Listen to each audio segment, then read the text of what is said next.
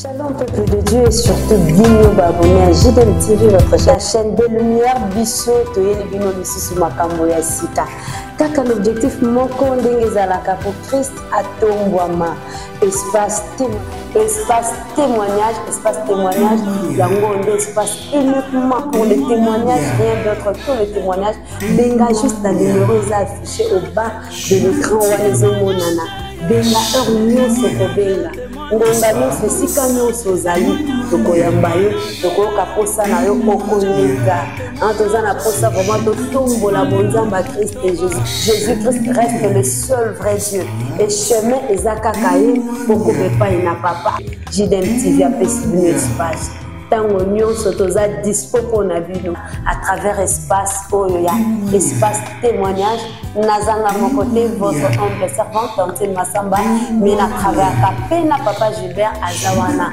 Ce qui vous eut donc Arion c'est mon copain qui est en terrain espace témoignage, c'est pour vous, c'est pour le peuple de Dieu. Christ à Tombama. JDM TV News, la chaîne des lumières. C'est votre chaîne. Abonnez-vous. Bonjour, bonsoir, ça dépend de lieu où vous nous suivez, mesdames, messieurs, et surtout vous abonnez de JDM TV, la chaîne chrétienne, le Lisusu Toye, na cadre et à rubrique Nabiso, mon témoignage, eza ma sapoté, eza ba réalité, oh, bato bazo vivre à Boutou na monde, balingi ba témoigner encore comment Christ et Jésus azoti kalaka, nzambe pe azolonga na makamonyos. Et d'ailleurs, pour l'occasion, Tolobele Lissou, grand merci parce que tu veux reconnaître, il est le seul vrai Dieu. Nabaville, Nabiso, Namabota, Nabiso, na nyonso ezoko me labiso, même na postérité, Nabiso eza kakaye. Kakaye sunde na boelelo, na yambi lisusu, motomo susu, yende akoye bisabiso. Comme on a frère Jesse, mettons nos copains, c'est maloba et moi à côté na ba détail à présentation, ya oyoye azali frère Jesse alobi était à Koufaki et puis Christ et Jésus azongi si na bomoy. Alors tokolandaye a ko expliquer biso comment yango esalemaki et sans plus tarder le lenge ezalaka nde tozo passer lisusu maloba frère Jesse ayamba azwa déjà aye place après ça maloba expliquer biso nyonso tozolanda ye comment yango elekaki ezalaki comment ndenge nini nde yango toyebi na ye lisusu. Bonjour frère Jesse et bienvenue. Bonjour, merci beaucoup Tantine Massamba. Bonne santé frère. Non, Dieu fait grâce, ça va par la grâce du Seigneur Jésus. Ozala maloba frère Jesse tolingi toyeba frère Jesse aza nani ponga pena na yebi ete me yemo kwa se présenter. En tout cas, na pesi batunyo so bazolanda biso mbote. Kombo nanga ezali frère Jesse Bonebe, nazali chrétien. Naza na église nazali kosambela église chrétienne évangélique au Congo ESSEC na kango mingi na TV mais nazwa décision ya kokoma kokende kosangana bango koyoka liloba na Nzambe et pas ya Moussa na Nzambe le révérend pasteur Cosma Wilungula que je salue à Pansa avec maman Esther Mwanga. Naza na témoignage moko très important. Avant tout nazali chrétien. Donc, bisonyo so toko makande bana nanzambe tobota makabato masumu mais toko makabana nanzambe. Frère Jesse aussi koloba oza chrétien. Alors tolingi toyeba parce que tout moi quand tabota ma chrétien. Tout à fait. Toko mango ndenge Bible ça pour expliquer biso na Jean 12 je crois si je me trompe pas que à tous ceux qui l'ont reçu il leur a donné le pouvoir de devenir enfant de Dieu. Ce que tolitoyeba okomaki chrétien ezalaki avant okufozonga na bomo to eyaki juste après événement wana okufozongi na bomo epesi osongo bite na bongo la mutema. Donc phénomène wana ekomina kinga déjà je suis enfant de Dieu parce que ngana bongo mutema c'était le lundi le 20 mai 2013 à 20h45 minutes. Zalida ton ami Jésus-Christ comme Seigneur et Sauveur. Donc tant on a bongo mutema tozali ko persévérer dans ma bonne délit dans la sanctification et à un moment on s'est détaché un peu de Dieu par le péché. Et vu que la Bible nous dit que le salaire du péché c'est la mort, donc je vécu effectivement ce que dit la parole de Dieu. Donc Dieu prend soin de ses enfants, bien qu'il châtie aussi ce qu'il aime. Parce que tant moi dans un moment où bika na via masumo, zamba ko sepelate.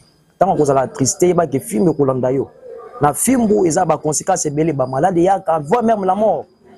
Donc après via désobéissance, j'ai attristé le Saint-Esprit et nayo koko ya dangereusement malade au point de mourir.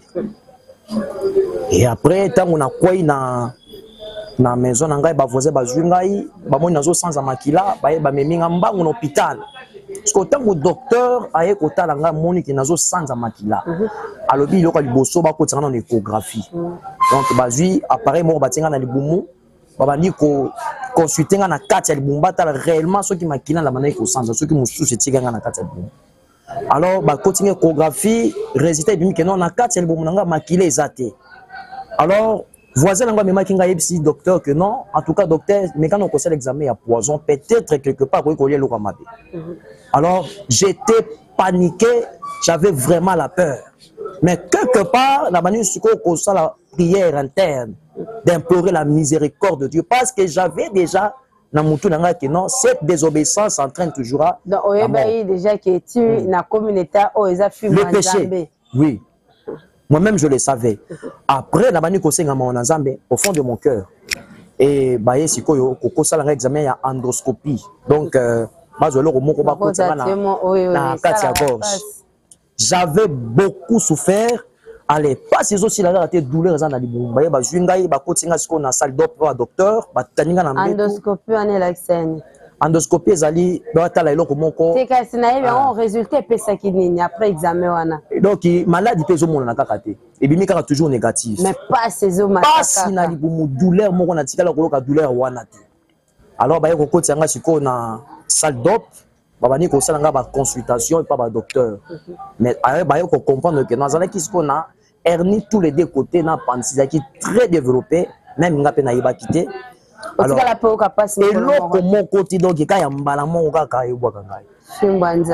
après, si koyo baye ko senga biso facture ya performance $750. Docteur a dit papa nangai que ceux qui va sali mon opération si côté ceux qui elo kwango pasuki ba ko ma entre la vie et la mort. Docteur a bengi papa na kati nanga na kati amani ko bakito eti ko sala mutu moko opération tango bimi libanda sali 21 jours aye ko kufa.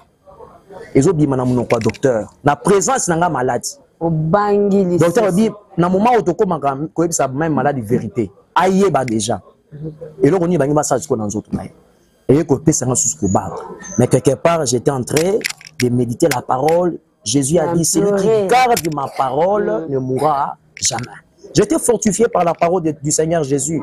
Il a dit que Jésus est le pain de vie, malgré ce qui m'arrive, il a compassion pour moi. Si c'était ma désobéissance, il est prêt à nous accorder sa grâce lorsque nous revenons à lui. Alors, il y a un transfert, il y a un hôpital Moussoussou, tout ça, il y a un examen, même résultat, hernie tous les deux côtés, dans appendicite, donc c'était obligé de faire une opération dans les cas d'opération. Alors, tant que il y a une opération, et que les cas jour il y a liboso.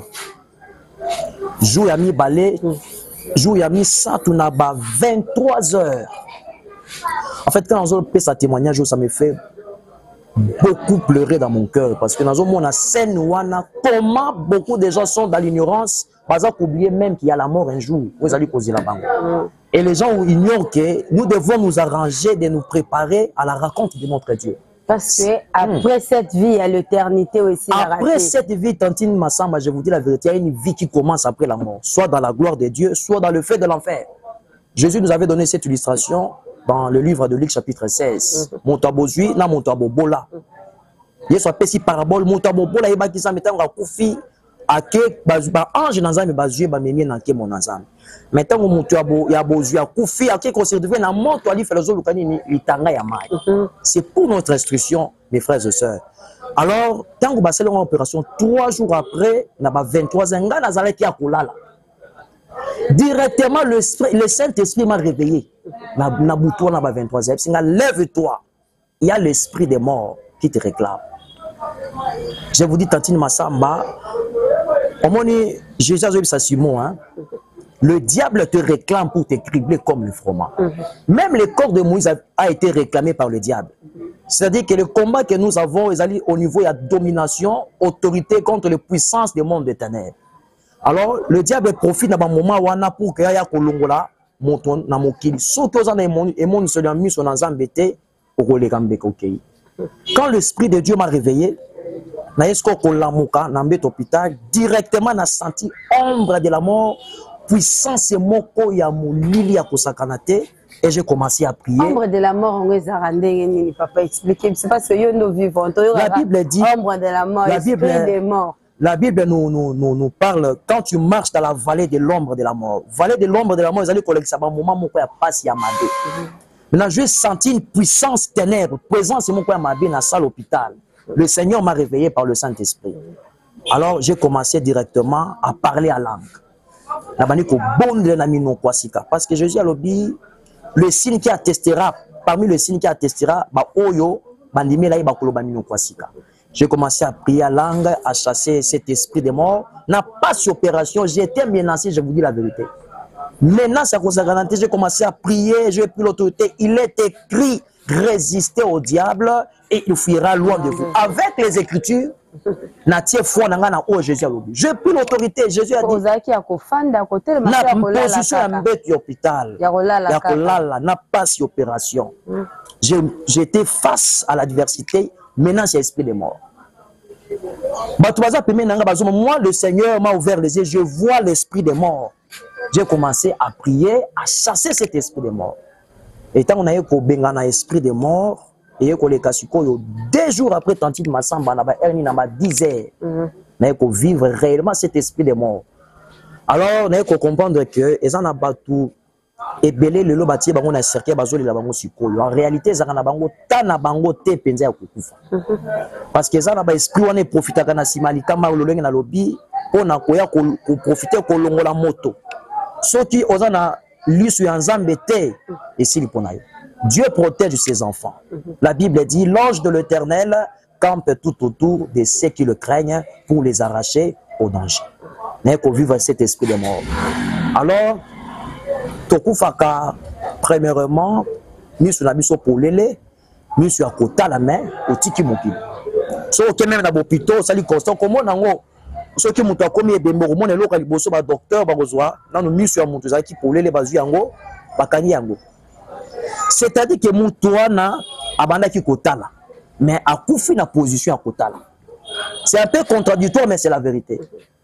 Alors na sembola ki moko nanga na Nambet hôpital. Papa nanga vanda kisika na tsaki makolo na mbala moko banda na botama na mona senote na bandi ko bima na kati ya nzoto nanga. Dans des total na film Nigeria. Kaka ndenge total kana ba film Nigeria wana, ça c'est la vérité mes bien-aimés dans le Seigneur, nous devons craindre le Seigneur Jésus. Vous savez dans l'homme, il y a le corps, il y a l'âme et il y a l'esprit. Mais biso to zo kamingi plus soit en nzoto. Nous oublions qu'un jour, nous allons finir par mourir. Et quel sera le sort de notre éternité? Yamori mon abyss. C'est là où le diable, avec les yeux abattus belé, pour me la distraction à monde. Jésus est venu pour sauver notre âme. Alors, mis sur côté là, la baniko bimanakati anzoto, na mata na mi pepetati masamba dans l'espace. Zoto etika na mettre na mona moko, na bima na kati ya nzoto nanga. Siko tant na mona bimi na kati ya nzoto eloko ya oya liboso na lobaki. Na zo kende ko j'étais étonné. Siko yo mo omona ke yo otiki yo et yo pozo ke. Donc na zo mona ke ben na tiki donc oya komi ba moko poso. Et komi quoi enveloppe. Zoto na zo ba na nzoto komi ko na enveloppe ba moko le vrenga na bimi na kati ya nzoto. Ainsi je comprends là où Jésus dit, où la Bible dit qu'en réalité de l'homme c'est l'esprit. J'ai compris cela donc na tiki zoto ce qu'on a dit na zo kende ko ce que koloba na lobaki wana na lobeki on a position ya zoto na ngai susu te. Na position ya zoto nga nazalaki misu ya kotala. Mais na bandi ce ko koloba déjà na molimo. Tant on a bimi na zoto na moni directement docteur a fongoli porte ya bureau bani ko bimana maintenant ba document. Ce qu'on a bandi ko benga docteur. Mais bien aimé dans le Seigneur, je vous dis, nous devons nous réfléchir. Il y a quoi la finalité à molimo na biso kozalwa. Nazo tato la po na ko prouver reconnaissance na pas à Jésus-Christ. On a côté ça ndeko moko peut-être vous allez condimater, mais je vous dis la vérité, nous devons nous préparer de maintenant pendant qu'il est encore jour parce que l'obésali a dû sauter. Sikoyo na bani ko benga docteur nazo ganga docteur nazo kende ozo mona ngate. Sikoyo nazo benga docteur azo yoka ngate amoni ngai taleki ngai ya gauche.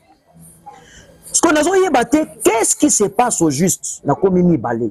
Na tali na mbeto hôpital bisika na lai na moni nzoto na nge lali. Mais mayele eza te ko zo kufa. Mayele ko za ko ba travailler yango zo yeba te ko zo kufa. Sikoyo nalingi na kota na nzoto na lamuka nazo koka te. Okoka siko zonga. Nazo koka kozonga na nzoto na ngai te. Parce que tango mutazo kufa, tango zo kufa na minute wana. Premièrement ko yeba na opete ko mona bani ko tika nzoto na yo, bani ko kabwa na nzoto ayo. Après immédiatement ce ko yoka eloko moko za lokola courant. Moni to lenga na courant. Et ko bano wapi na misapi ya makolo courant ngo. Bani na misapi na makolo nyonso mibale ezo matasiko vitesse nzoto na yo mobimba. Tina mutu. Je vous dis la vérité, au kokokata pour résister. Ainsi la Bible dit, l'homme ne peut mettre de son souffle pour le retenir. Et il n'a aucune puissance sur les jours de la mort. Ecclésiaste chapitre 8, le verset 8. Donc, courant on attend les cananzo tonayo, roi nango ezali zo bomandé système organisme yanzo to ya mutu. Banda na misapine ya makolo, tina mutu. Okomona yango ezalaka nini soki mutu akufi. Et ça lit quelques minutes, soit 80-90 minutes après la mort. Okomona nzoto mutu bandi kokuba. Je vous dis tantine masama ezalaka courant moko bandaka. Courant nande. E bandaka batu na misaka makolo. Akomi kilo mona kubi ya kembi. So akofanya na position boye okomona soki 80-90 minutes so bote demi se akozalaka na position wana. Soit il faut obuke le boko akoyi makasi. Soki ça lit 4 à 5 jours après la mort, okomona nzoto mutu bandi ko vimba abandi ko bimisa sola kopola. Donc courant wana j'ai compris ezali ko koksande mokano zamba lobaki ozali putulu okozonga putulu. Quand Dieu dit quelque chose, à disposer à Canyon pour la concrétisation de sa parole. Genèse chapitre 1, le verset 3. Dieu dit que la lumière soit et la lumière fit. Donc, et koki sami kaka pour la volonté ensemble. Alors, si on a le coup la batu bazo mon angate. Vu que papa nanga zaki na ye, juste parce qu'il y a qui makolo, na bisko na zo le coup nanga oyo. Le coup la papa nanga pas bien na makolo, na tout a nan. Autant na tout a ya ta ngai, a mon ne fils que ningi nazo tika moki. Po nazo kenda ta mutazo mon angate. Mais malgré nazo ba maloba wana na mizomi ye bananga ta kate nazo kufa. Yo mona ozo kende. Nazo ozo kende ndia kokende otiki nzoto na yo. Sikoyo nazwa loko nanga oyo na meka ko tuta papa nanga boyo. Et l'autre côté donc transparent. Et l'autre côté nzoto nanga na ko lusu ko ningisa yango te. Oh. Je n'avais plus le pouvoir de bouger ni une partie de mon corps. Nous devons craindre le Seigneur, mes bien-aimés. Siko papa nenga vanda kibongo ebika azana yo wana na. Papa so mwana mwana nga zawa na vandi. Siko nga na esprit na zo ba papa zo kanza na zawa nzo na zali suso wate. Mais maintenant nazo ba maloba wana, je vous dis nazo miye bateke nazo kende. Nazo lokolo nanga na me rotuta papa nanga boy. Je n'avais plus le pouvoir ya konisata lokolo nanga moko. Siko te nazo kende kaka na komi musika siko yo. Na ye kozwa conscience.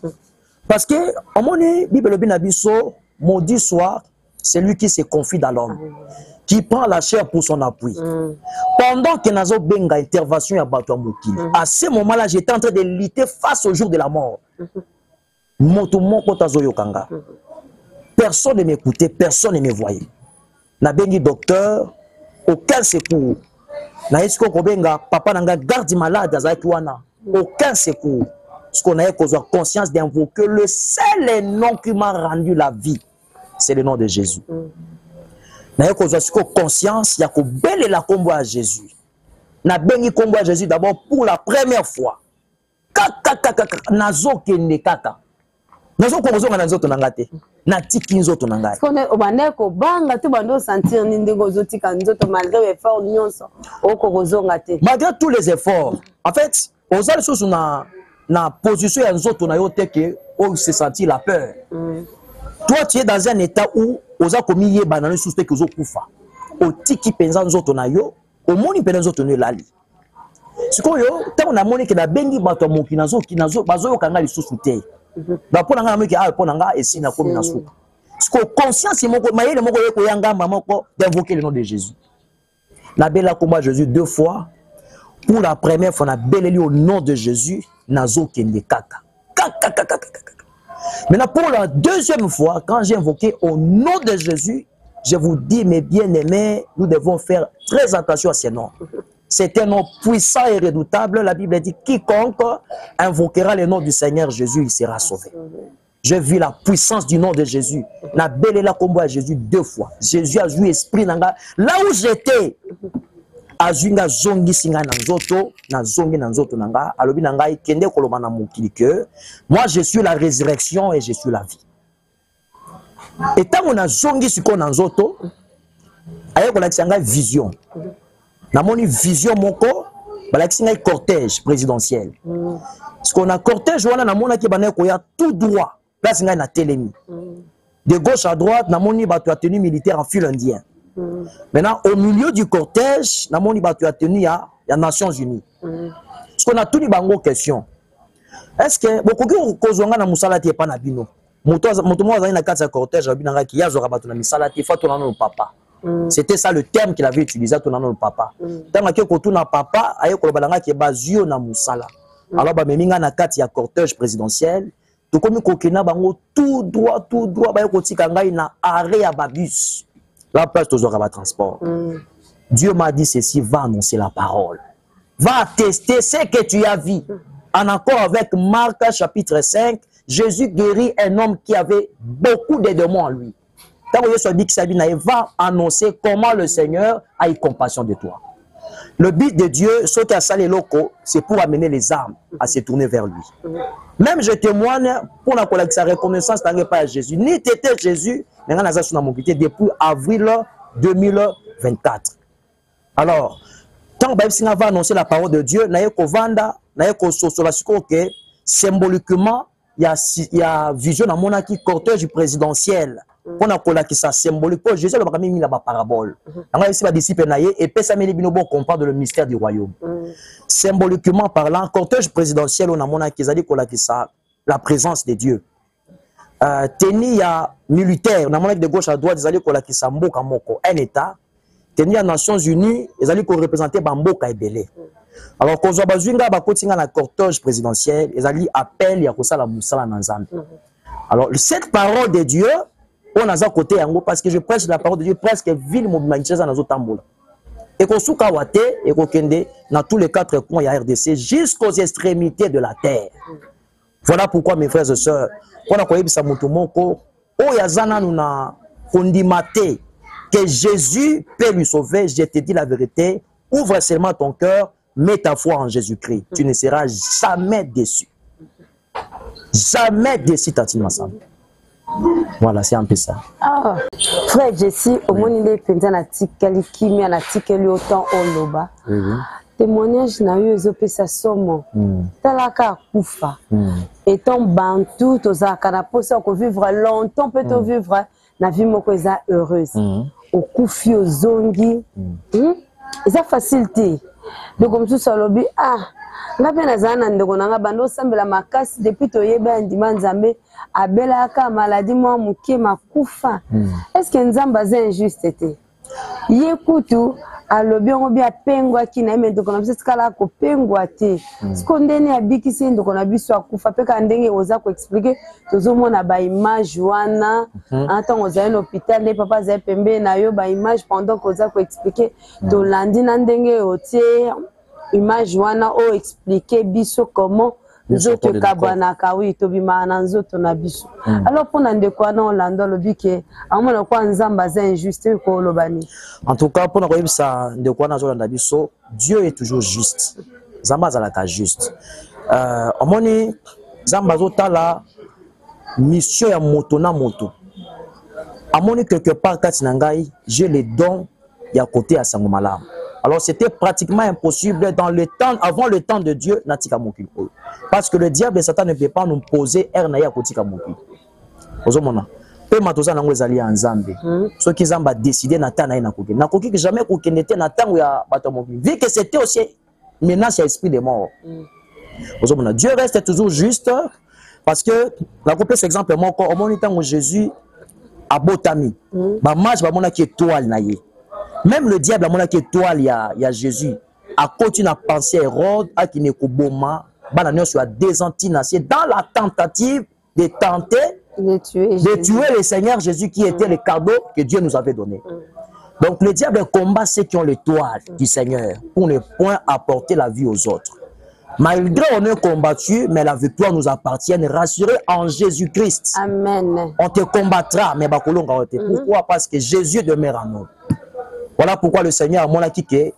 Le col à Nazan a dit qu'il y a un biloba où il fait tambola.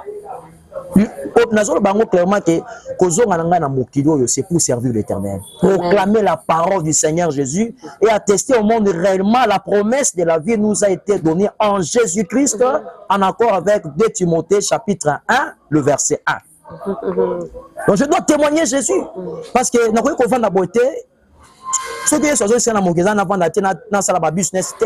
le tout premier objectif d'annoncer l'évangile, de proclamer la parole. Pour que Dieu veut sauver tout le monde. Donc, pour on suppose qu'il a récupéré. Oui, parce que ce qui a accueilli, c'est-à-dire que c'est le temps de Dieu. Zambé a payé comme mais il y a des cas et des cas. Par exemple, le cas de Lazare. Zamba permet qu'il à niveau pour faire éclater sa gloire. Vous comprenez? Ils ont donc, c'est un peu ça. Frère Jesse, tu as mystère où tu peux expliquer à Kokufa, Kobimananzoto. Bon, tu as dit que tango bimi na salle d'obtenir anesthésie zanam. Est-ce que na anesthésie zana makambo salemaki bien qu'on ne baptême si va bêter que le solo va ne kozala qui anatala na salle anesthésie makambo leka qu'est-ce que va vivre le mot de tronche pendant que vous avez qui n'en soit anesthésie comment? OK, merci beaucoup Tantine Massamba. Donc na salle anesthésie j'étais en train de prêcher la parole de Dieu. En tout cas, ça me rappelle parce que dans la mingi Moussali Nzambe, un homme de Dieu que j'aime beaucoup, le révérend pasteur Cosma Wilungula, Ateyaka. Donc quand il prêche la parole de Dieu, moi je sens que Jésus est annoncé là-bas. Ateyaka quelque part là-bas, même la mort n'a point le pouvoir sur la vie. Frère, on est bétanga na mutema. La mort n'a point le pouvoir sur la vie. Parce que batubele bazo katake, neto mutakufaka, donc il liwa et longi bomoy. En réalité, la mort ne peut pas tuer la vie. La vie c'est Dieu. Nazwa ki parole wana au pasteur Cosma Wilungula Tiaka na vanti na mutema. Pona na nake mingi na AirTech. Na vanti na mutema tangu ba sali opération. On que malobane kota kingai na bani kotia sous l'anesthésie en train de proclamer Jésus na kolobaka liloba o musala nzamba lobaka que la mort n'a pas le pouvoir sur la vie. Je pense que beaucoup monde na ba image ba koti la bino comment j'étais KO dans le lit de l'hôpital sous anesthésie en train de proclamer la vérité du Seigneur Jésus. Alors frère Jesse na moni to comme vraiment na suka pona lelo bala liboso bala simate ya suka te. Alors bandeko mususu balobaka Yesu nani bakenda église son babola bo bazoluka nga za jana mbongo bon vini no kabela na témoignage doni no koko ebisa bato o balandi biso même so abia ce sont de mensonges eza na ka ba bloko balinga wasa ba buzz na bango mususu pa na pena kenda na église mais en tout cas, Moutakufi mon cher. On a un témoignage à pasteur Morabeta 4 jours na mort. C'était par quand on expliquait pas expliquer bon. Alors le bana kufi te batu ba yo ka été. Ba attendez ba ma corne na mort. Oui oui. Abeta li solana bro. Abelo petit ndaka ro sala réanimation ya ngwana enzamba zontia. Aza pasteur mazape médecin à sa réanimation, c'est spécialisé na yango. Siko bande ko na ba ko ta doute. Okolo bana bango nini. Et puis mutu musu salobi amoni quand on pêche, on demeure dans le péché. Culpabilité yaka. Diable aime so ngo fuka mali. Yo masomo sala kinini. Olingo sambela nini. Et le quoi ensemble la suni azawa na connaître naufrage na foi rétrograde lelo siko bate obima comment yena nzamba frappé été nini ko ebise pour non sunga nde kwa bongo. Merci beaucoup Tantine Massamba. En tout cas pour na ko ebisa bande konyo so bazolanda biso, vous savez le Seigneur Jésus nous appelle à la sanctification, à la crainte de sa parole. Il a dit à un homme dans le livre de Jean, chapitre 5, il était malade depuis 38 ans. Cause de la maladie, c'était le péché. Quand Jésus lui a guéri, va et ne pêche plus, de peur qu'il ne t'arrive quelque chose de pire. Ça signifie clairement le péché entraîne toujours les conséquences qui sont contraires à la volonté de Dieu, donc la mort. Comme ceux qui que tu es dans le péché, Dieu, c'est un Dieu qui est prêt à te pardonner.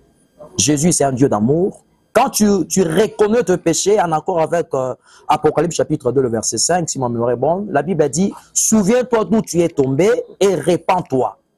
Tu dois d'abord reconnaître tes fautes devant le Seigneur. Il est prêt à t'accorder sa miséricorde. Tu implores sa miséricorde et Jésus va te pardonner. Quand Jésus te pardonne, tu dois maintenant te discipliner, comme l'apôtre Paul a dit, je traite durement mon corps et je le tiens assujetti de peur d'être moi-même disqualifié après avoir péché aux autres. Donc il y a une couronne que Dieu va nous donner au ciel. Les autres dépendent de la marche. Un enfant de Dieu ne peut pas demeurer dans le péché. Nous tombons dans le péché, oui, mais nous devons nous repentir et prendre la décision de ne plus le refaire. Parce que le salaire du péché, c'est la mort. Jésus est Dieu. Jésus est Dieu. Je vis, mes frères et sœurs, vous qui me suivez, je vis la puissance du Seigneur du Seigneur Jésus. J'étais enfant de Dieu. Comme à un moment, je me suis séparé du Seigneur dans la vie à désobéissance. Et je suis vivre sain et mais parce que c'est un Dieu compatissant. Alinga kitena kiende libela mais azongi singa na mokili pona kola koyebisa moto moko azana na kati ya masumu po azali kondima yete viens à Jésus. Nous avons la vie en Jésus-Christ. Voilà pourquoi je témoigne partout en Tine Massamba, je marche presque partout en train de proclamer la parole. Koyebisa na bato mokili que vraiment vie ezali bana na Yesu vie ezalité. Ozomona libanda na Yesu vie ezate. Ozana ozola nangai. Ozomona peut-être que likambo na yo ekoki ko nzamba ko sala yango te. Mais peut-être à partir de témoignage au komona ke nzamba za na makoki ya ko sala pina bomo na yo. Tu dois croire en Jésus-Christ. Quand tu acceptes Christ comme Seigneur et Sauveur, tu as les dons de la vie éternelle et le Seigneur Jésus te prendra en charge en toutes choses. Amen. C'est là qu'il est écrit à Jean chapitre 14 verset 1 que votre cœur ne se trouble point. Dieu prendra soin de toi. Quand il trouve la maladie dans ton corps, il va te donner la guérison. Parce qu'il est sur le bien pour la vie est en Jésus-Christ, mes frères et sœurs. Jésus vie égalité. Moi qui étais mort, qui m'a rendu la vie, c'est le Seigneur Jésus. Est-ce que différence est ali? C'est là il y a un problème. Nous avons la vie en Jésus-Christ. Frère Jessie, le ceux qui m'ont bien contacté, va coordonner na yo nini, on peut sa numéro de téléphone et puis mot de la fin pour tous ceux qui ça. Numéro y aller là. On a contact nanga au continue nanga soit message vocal à appel normal le kanango nazo sala mi réseau ya Vodacom 083 pardon, on en a plus. En plus 243 83 69 33 647. Abandonne le plus 243 83 69 33 647. Donc comme on a les frères je suis bonné mais soko bengi kaka toza wana to koyamba yo pi. OK pona bambote nanga na kopesa mboti na musala nzambe ce que j'aime beaucoup dans la na chaîne il y a RTEC Radio Télé Environnement et Conservation de la Nature le pasteur Cosma Wilungula na maman Esther Mwanga. En tout cas na pesi bango bambote et na pesi mboti nanga na maman nanga Chantal Pouabui Kamiko na papa nanga Fidèle Kongolo Koboela. Donc on a pesi mboti na bande konanga nyonso Dan Bomungu Bongao Brody Kongolo tout le monde Fidéline na pesi batu nyonso mbote. Merci, que Dieu vous bénisse. Nous avons cette habitude de dire toujours Yesu gagnant kaka. Aujourd'hui nous sommes arrivés à la fin. Comme il est de coutume, Toko Bana Bongote, son que tout le bel Christ, à Salakim Subolam, à permettre du début à la fin des Kanakimia, tout le bel merci. Tout le bel merci na couple Didier Judith Modi, Papa Gilbert, Yemoko Nabenga Mampinga, Willy Azara, toujours derrière la caméra, Willy Moko Azara qui en a proposé Bilili Oyo. Nalobi merci Nabino Nyon Sobolandi, surtout Nabino Boko s'abonner, Bo s'abonna déjà. Christo Zangate au Pambola Bino et Nalobi merci encore, Nalobi merci na bananzambe nyonso tout le chrétien même le païen même ba oba lo barake baza baté na bi que bolanda na kata athéisme wana quelque part vous reconnaîtra qu'il y a un Dieu et ce Dieu là c'est Jésus-Christ. Et merci à vous tous que nous avons suivis. Merci à mon père spirituel le prophète Jeffrey Monsengo. Si Christ ne revenait pas, on se reverra très prochainement. Quant à moi, je vous dis banda ko s'abonner pour ozanga programme ya JDM TV et si ko zali tika nzambe na lola apambola. JDM TV News, la chaîne des lumières, votre chaîne, notre chaîne. Balobi, restez branchés, scotchés na kati ya chaîne na bino. Awa présentement na Congo Kinshasa, JDM TV News. Nous avons des émissions comme Gilbert et Soin Pasteur. Nous avons des émissions Instant d'espoir. Nous avons des émissions Les chrétiens et la musique. Balobi Awa, il y a des prédications, exhortations. Nous sommes là pour exhorter, pour éclairer. Balobi Tikala wana zala branché ko zapete. Boka télécommande Landa JDM TV News Tikala Awa. Yebisa ndekwaza pembe na yo à s'abonner. Yo mto s'abonner te.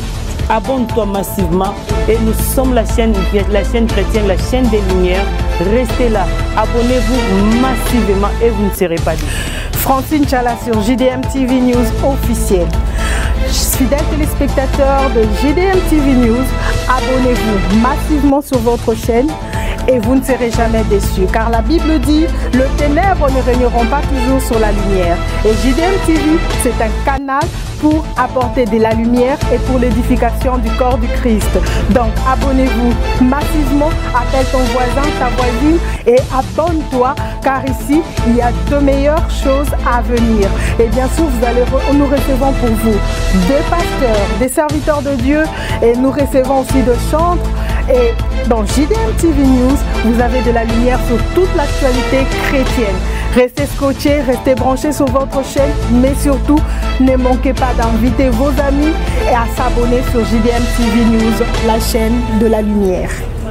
JDM TV News, la chaîne des lumières. C'est votre chaîne. Abonnez-vous.